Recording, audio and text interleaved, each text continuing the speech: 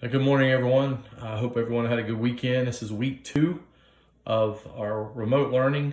We decided to go ahead and review for one more week. So we're going to do properties today. We're going to do linear equations tomorrow, and then Wednesday, Thursday, and probably Friday we'll get into some substitution elimination systems of equations. But today is REI.1. I hope everybody had a good weekend. Just to let you know, remind you, I'm here every day from 9 to 12 live. Go in your Google Classroom and you'll see at the very top of the page the Google Meet session. You can go on and ask me a question. It can be about anything. If you need something for school, or if you need something from the counselor, anything like that, you can come on and ask. Also, after that, I'm here on Remind. I'm here Google Classroom. You can message me through there. You can send me an email. Anytime after that, even in the evening, and if I'm sitting and making up a lesson, or if I'm sitting watching TV or whatever, I'll answer it if I get it in time. So please make sure you're staying up with your work. We're trying to keep it simple. We're trying to keep it low. So let's get started with this real quick. This is property of equalities. We kind of took out some of the properties that from middle school. We're just dealing with the ones, basically we're justifying the steps to do equations, all right? All of these up here are properties: addition property of equality, multiplication property of equality, distributive property, division property of equality, subtraction, and then the last one, it's not really a property, but it's a justification when combining like terms. Remember some books call it substitution for combining like terms. I just say the combining like terms. All right. Here's what you're going to be doing. On this side, you're going to be doing the equation like you've been doing since the 7th grade. Over here, you're going to write down what justifies you to be able to do that. What property allows you to be able to do that. Let's get started with the first one. I messed up the last video, so I got to the point where I said given. The first step is always given. They give you an equation. All right, so that's the given equation. And so all you have to do is write given. In this problem, if I was doing this problem, I would get rid of either the 7x or the 4x. You can't have, there's your equal sign. You can't have a variable on both sides. So I'm going to get rid of the 7x. So that's minus 7x to both sides.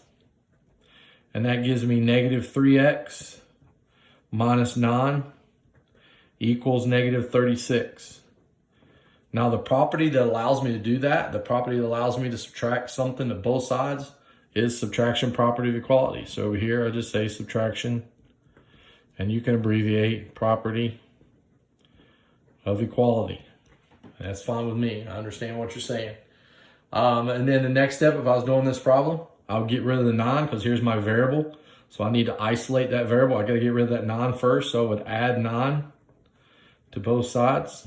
So for you guys that are using your calculators to get the answers on equations, you're going to have to do them step by step, one step at a time here.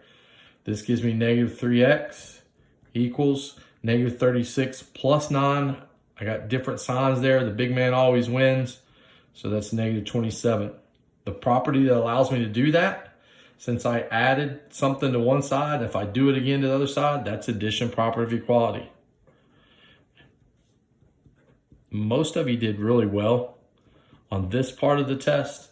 When we took it, the ones that we struggle with are the identities, reflexive, commutative, associative, all of that. We've thrown those out for this review. All we're doing is doing our justifications. The last step, if you're doing this problem, you would divide by negative 3 to both sides because I got to isolate that variable. I want to get it by itself. Whatever it's being multiplied by, we divide. So in that problem, x equals positive 9. Negative 27 divided by negative 3 is positive 9.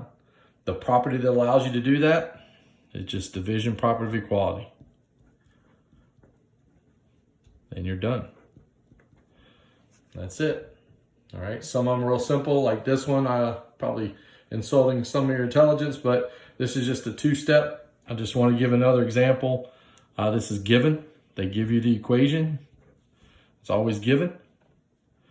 I would get rid of the 5 if I were you here. I mean, you don't have to show your work on this, but you know how I do it sometimes. I'll say, hey, I'm taking that 5 over there. 7K equals 35. 40 minus 35. That property is my subtraction property of equality because I subtracted 5 from both sides.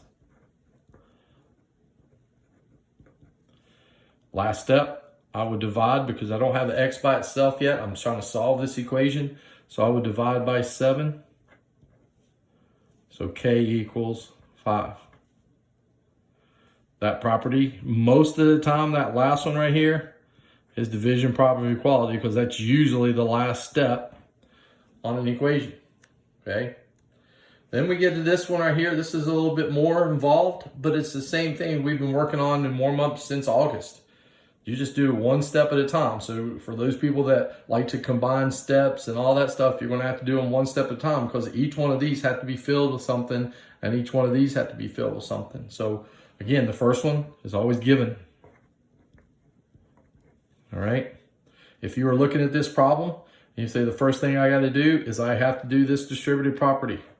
I've got to take care of that. So that's 6x, 2 times 3x is 6x, 2 times 7 is 14. So that's 6x plus 14, and just write everything else just drop straight down. Plus 4x equals 7x minus 7. Sorry for the shadow. I'll rearrange my light for tomorrow's video. So now I have this. What property did you use from here to here? It's just simple distributed property. Now, you remember back when we did these problems a long time ago, sometimes they said distributed property of multiplication. Sometimes they said distributed property, of addition or subtraction. All I'm worried about is distributed property, but this would be distributed property of addition because it's an addition problem. That's how easy that is. All right, so if I'm doing this problem, I don't want to get rid of anything yet. I've got an x over here, but I've got 2 x's over here that I can put together. I can combine these two like terms together. So 6x and 4x is 10x. Everything else remains the same. Okay? The 14 drops down, the 7x drops down, the negative 7 drops down. All I did was I combined like terms.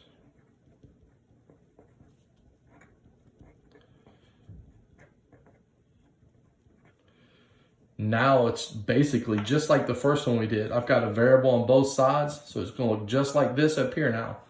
I'm going to get rid of the 7x, so I'm going to say minus 7x to both sides. What allows me to do that? It gives me 3x plus 14 equals negative 7. What allows me to do that is I get to subtract subtraction property of equality.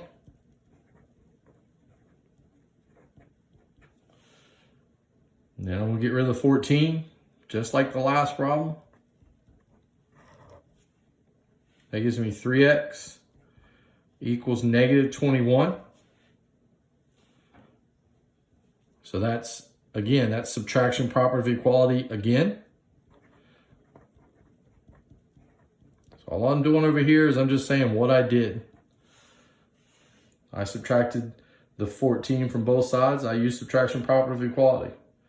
Last step, I've got my variable right there. I can get rid of that 3 and I'll be home free. X equals negative 7. So negative 21 divided by 3 is negative 7. Again, division property of equality. All right, that's it. I hope everybody has a good day. Any questions, give me a holler and I'll be there for you. Good luck.